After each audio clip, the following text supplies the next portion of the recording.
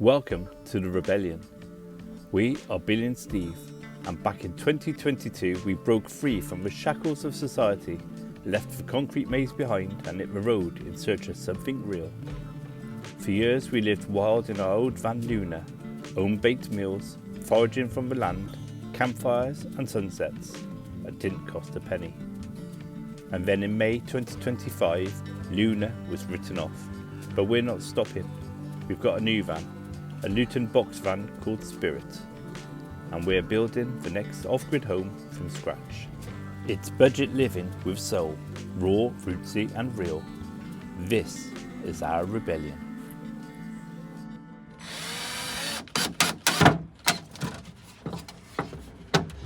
See, I think this is the biggest struggle what people don't understand when they do van builds from a used van build.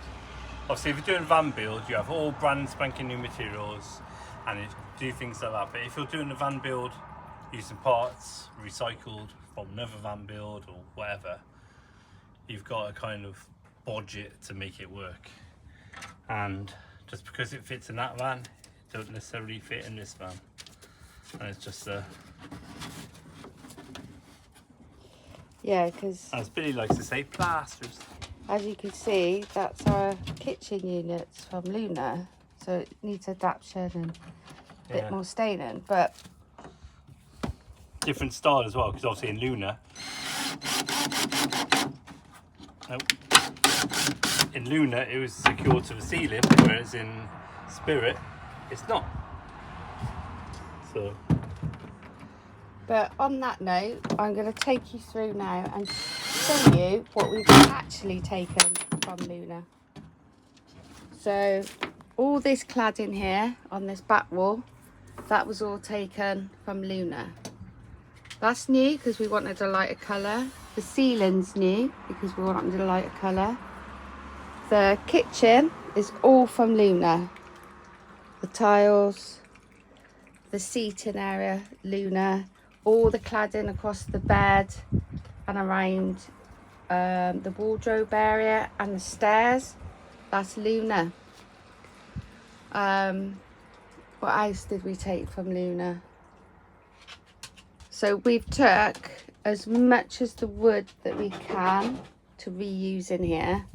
All the furnishings, obviously, that's all Luna. All the things, the electricals, that's Luna. The windows we bought, the skylight is Luna, and the fan is Luna.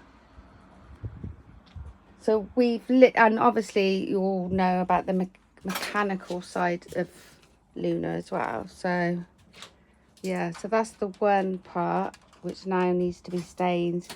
Once it's up, it'll need a bit more of a paint, and then we've got the other shelves to do, and they all need adapting, just like that. If indeed it works at all. We might have to totally reconfigure the old thing when it's up. That's why it works. Yeah, I don't think we have a choice, babe. I think this is what we've got and this is what we got to use. Yeah. Oh, I get that, but I'm just on about it as in, if it's stuck on the wall, what stops it dropping at the front because it's all anchored off that back? I mean, it should be all right because we've got some solid timber there, and when that's square because of the cladding on the end, it should hold it all square. And then we're going to try and use the copper piping to... And depending on what gap we got, yeah, we've got an idea for something as well. Bit of copper on the top maybe to look a bit nice. We'll see. We'll see.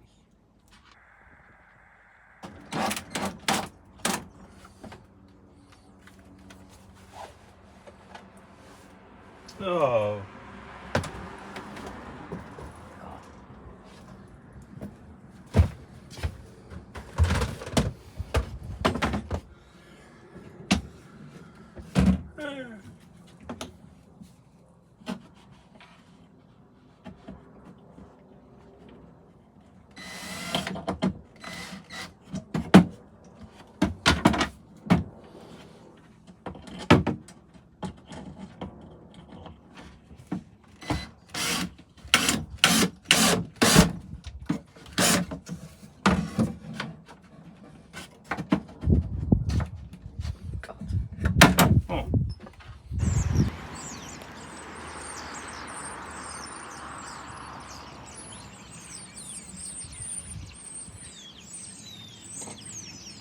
Listen.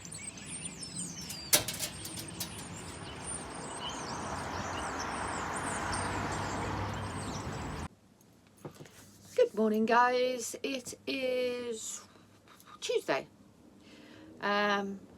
We are no way are we near to finishing this van, and tomorrow we leave for the Sunshine Festival, but we are very close to finishing this van. When we get back for a couple of weeks, before I have my eye appointment, we are going to be doing the diesel eater, the solar paneling. I think we'll do the electrics while we're away. We've got some little jobs we can do while we're actually away. Yeah, so we are literally on the last leg. So today it's finishing off some little tiny jobs that we've not quite finished. Get the lino down. The door we're actually going to keep for the moment. I have repainted it, so it does look a lot better, but we're going to put the hinges on later today and the lock, so it's safe, and sort out the step for the front and make sure it's all watertight and all that before we leave tomorrow. But me and Steve were just having a really good conversation about how there's so much clickbait out there, and it's hard to tell what's real, what's just being done for clicks and likes.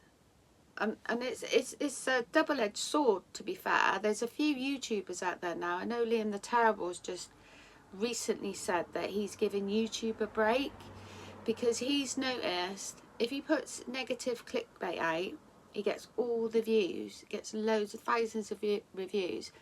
But if he just does a normal day-to-day video about his van life experience and all to do with his company, it doesn't do as well. And it's kind of, it upsets people. Well, it's upsetting him in a way that he thinks that most of his subscribers just want to see him not doing as well. So when he's doing really well, nobody's bothered about it. They just want to see him failing or whatever. Which got us chatting about, did all the clickbaiters that are out there, we know who they are, did they start off like everybody else, tried not to go down that route, but then it becomes a clicking sort of game, or you're making money, so you want to make a little bit more money every month, so you just clickbait the shit out of your thumbnail, which is okay, because it's like going into a bookstore, isn't it? You are attracted to the cover of the book, and then you sort of read what the book's about, whether or not you buy it. But it is the cover, or like a film, it is mainly the cover that makes you want to watch it or read it. So I do completely understand why a lot of people go down that route of clickbait, but I think as long as you keep it in the perspective that, yeah, it is a clickbait thumbnail, but you're being honest within that video. I think what pisses people off, I know it pisses me off, is when I watch that video, and it's not just van life. I watch a lot of conspiracy programs, history programs on YouTube, and a lot of it I have been angry about, because I've watched it because of the thumbnail and the description, and then when I've spent 20 minutes watching it, I'm like, well, I had nothing to do with what I've just watched. And there was a video, there was a film, I can't remember what it was about. I think it had somebody like Mel Gibson in. Mel Gibson wasn't even in the movie. Now that's irritating, and that's really annoying. It's kind of like a false advertisement. You know, you can't get away with that if you're doing that. Why are we allowed to get away with it on YouTube? But we were discussing about we've been doing it now for 3 years, and I think when we look back at some of our thumbnails, some of them are they're worded in a way that is clickbait enough to get views, like, because you want people to view your video, you want people to watch your video, you want people to enjoy your video, because it can be hard work doing a video. Our video on Sunday to put out took 6 hours to get up, because there kept being a glitch in it. So we had to, and it's frustrating. But we were looking at some of our thumbnails, and we really try hard not to go down, or never go down the clickbait route. You'll never see me with my face like this, screaming or making up some sort of bullshit story just to get your clicks. You will never see us do that. I have watched a YouTuber who started off to be real, but now there's a lot of that, but took the piss out of people who did it originally. But yeah, I just thought it was an interesting subject, so I'm hoping we'll never go down that route. Well, I can assure we will never go down that route.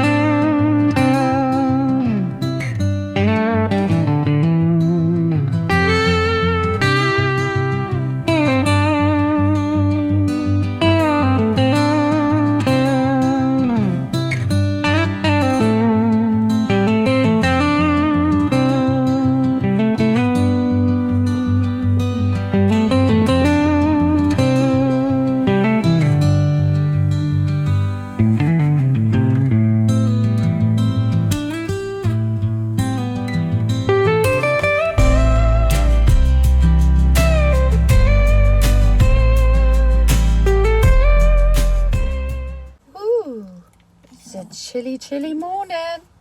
Anyway, I say morning, it's lunchtime. In fact, it's nearly afternoon.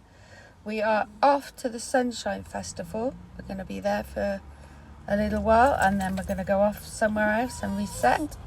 And then back, do a bit more on the van, go off for a few days, and we're going to do that for about 3 weeks for the eye appointment, and then it's Scotland. So come with us to the Sunshine Festival.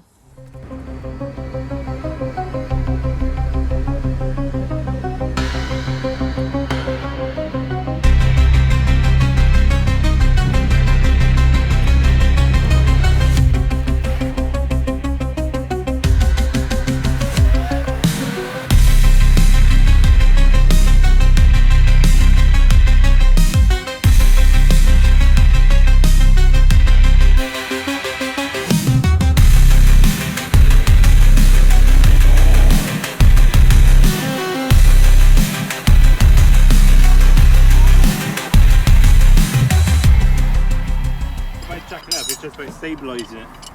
See if you jack it up. Hello. So what have you done? I just put a little jack. Just stepped on a mushroom. Just put a jack down here and one on the other side, so it takes all the rocking out of the van. Oh, hang on. Oh, my eyesight's all awful. So we are currently back Upton upon Severn,